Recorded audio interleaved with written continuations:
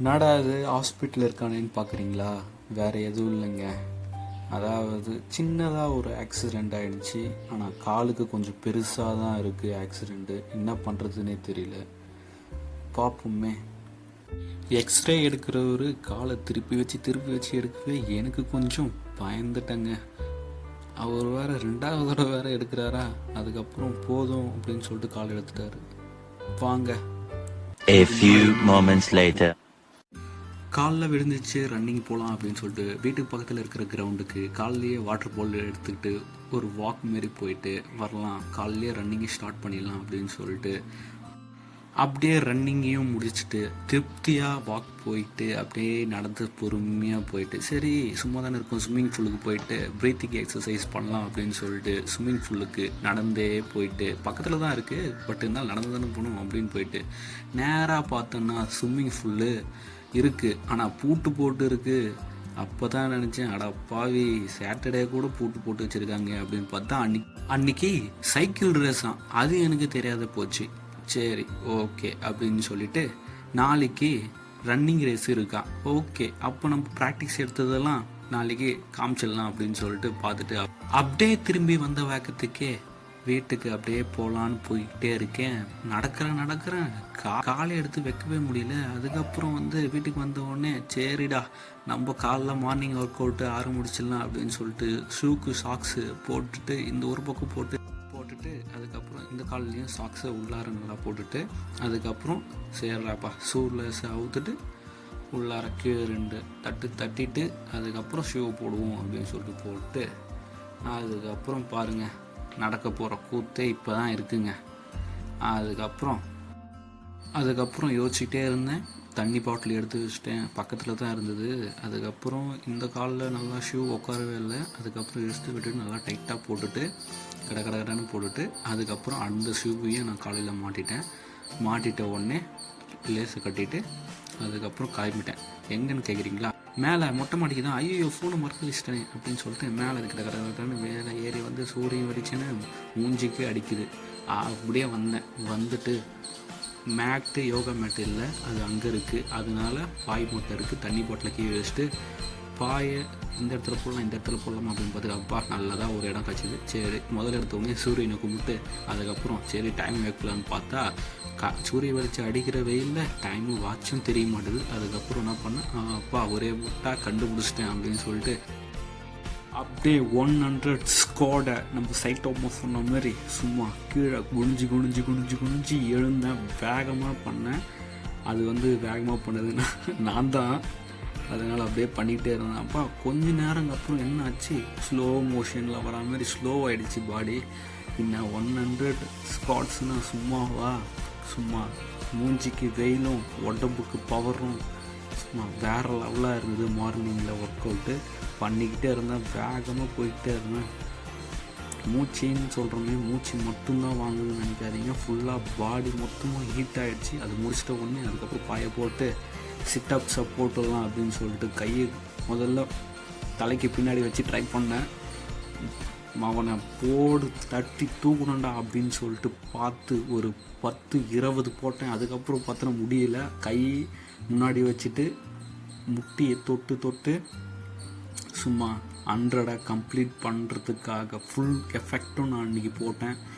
காலைல வர ரன்னிங்காக இப்பயும் வர மார்னிங் ஒர்க் அவுட் சூப்பராக இருந்தது அந்த டேவே. There is nothing more dangerous than a man with this mindset.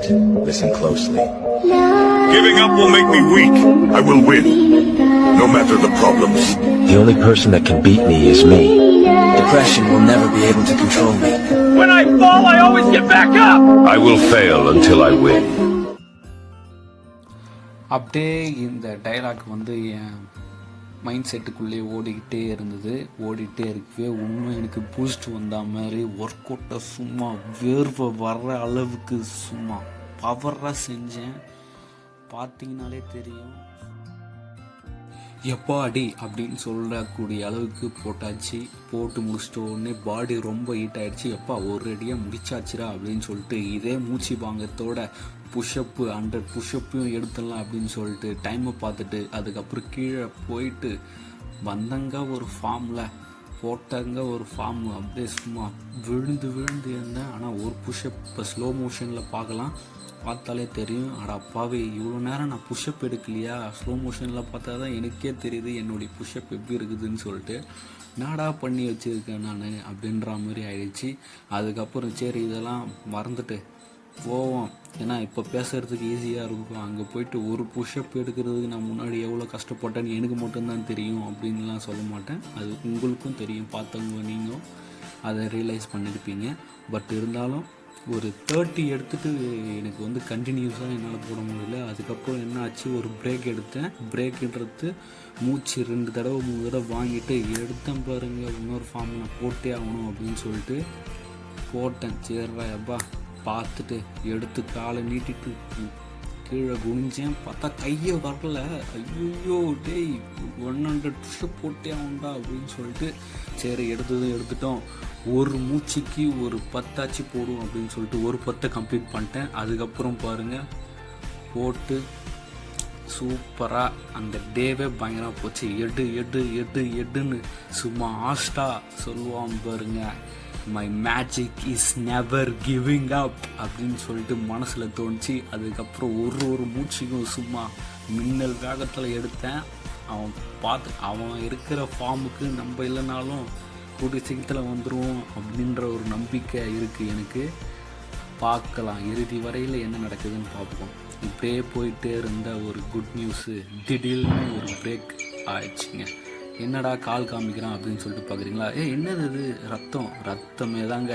என்னடா ஆச்சு அப்படின்னு நீங்களாம் நினச்சிட்டு இருப்பீங்க. முன்னாடி சொன்ன மாதிரி தான் ஆக்சிடெண்ட் ஆகிடுச்சிங்க. சின்ன ஆக்சிடெண்ட்டு தான் அப்படின்னு சொல்லிட்டு நினச்சிங்கன்னா காலுக்கு ரொம்ப பெரிய ஆக்சிடெண்ட்டு. இது என்னது வண்டிக்கு அடிபட்டதை காமிக்கிறேன் பாருங்கள். எப்படி சும்மா எடுத்துகிட்டு வந்து சைடில் விட்டாமல் பாருங்கள். அப்படியே போய் டாக்டரை பார்த்துட்டு ஒரு எக்ஸ்ரே எடுத்துருவோம், பயங்கரமாக வலிக்குது அப்படின்னு சொல்லிட்டு நடக்கவே முடியல. 1 மணி நேரம் கழிச்சு தான் தெரியும் அப்படின்னு சொல்லுவாங்களே, அந்த மாதிரி கதை தான். அதுக்கப்புறம் டாக்டர் எடுக்க சொன்னார், எடுத்தாச்சு. வீட்டுக்கு வந்தால் அப்புறம் அம்மா ஆயில்மெண்ட்லாம் கொடுத்தாங்க, தடவி விட்டாங்க. அதுக்கப்புறம் என்ன ஆச்சு, மேலே ஏறி ரெஸ்ட் எடுக்கணும், பாடிக்கு ரெஸ்ட் வேணும் அப்படின்னு சொல்லிட்டு மேலே படிக்கட்டு மூலிமா ஏறி போனேன். ஈவினிங் போயிட்டு ரெஸ்ட் எடுத்துகிட்டு ஈவினிங் போயிட்டு ஸ்விம்மிங் பூல் ஓப்பனாக இருக்கா அப்படின்னு சொல்லிட்டு பார்க்கலாம். இவ்வளோ பிரச்சனையிலே உனக்கு குதூகலமா அப்படின்னு கேட்டிங்கன்னா இல்லைங்க. எப்போவுமே என்ன நடந்தாலும் நம்ம கோலுக்காக எதுவுமே விட்டு கொடுக்கக்கூடாது. டைம் ஆயிடுச்சுன்னு சொல்லிட்டு ஒன்று செத்துக்க மாட்டாங்க, பார்த்துக்கலாம். நம்ம முயற்சியை கைவிடாத போயிட்டே இருக்க வேண்டியது முன்னாடி. ஆமாம், நீச்சல் குளம் ஓப்பன்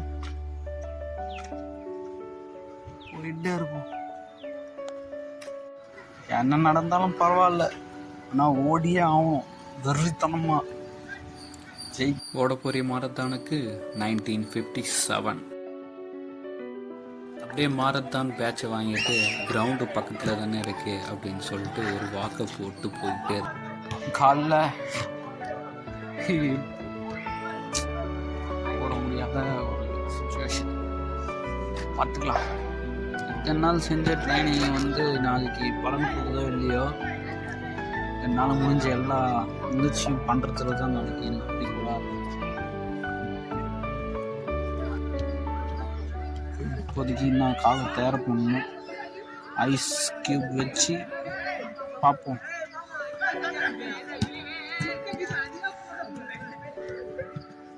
கரெக்டாக இந்த சைடு வலிக்குது, இங்கே எங்கன்னா வலிச்சா கூட பரவாயில்ல, பாதத்தை கீழே வைக்க முடியாத அளவுக்கு வலிக்குது. நட்டை உடைக்க சொல்லணும். கண்டிப்பாக இந்த வீடியோ பார்க்குறவங்க வந்து பார்த்தீங்கன்னா வாழ்க்கையில் என்ன நடந்தாலும் பொறுமை வேணும் அப்படின்னு சொல்லிட்டு நான் இப்போ கற்றுக்கினேன். அதனால் நீங்கள் செய்கிற ஒரு சின்ன அவசர செயலால் வாழ்க்கையில் நிறைய வாய்ப்பை மிஸ் பண்ண வேண்டியதாக இருக்கும். இந்த பாடத்தை நான் கற்றுக்கினேன். இந்த பாடத்தை நீங்களும் கற்றுக்கக்கூடாதுன்னு நினச்சிங்கன்னா நான் கற்றுக்கின பாடத்துலேருந்து முன்னேறி போகிறதுக்கான வழியை பாருங்கள், பார்ப்போம். எல்லோரும் சந்தோஷமாக இருக்கிறப்போ நான் மட்டும் ஏன் புலம்புறேன்னா அதுக்கு ஒரே காரணம் அவசரம் தான். ஹாஸ்பிட் ரிப்போர்ட்டை உங்களுக்கு நான் சென்ட் பண்ணுறேன் வீடியோவாக. Do it all. Or do C, do it easy. What the hell happened here? What happened here? Nothing at all.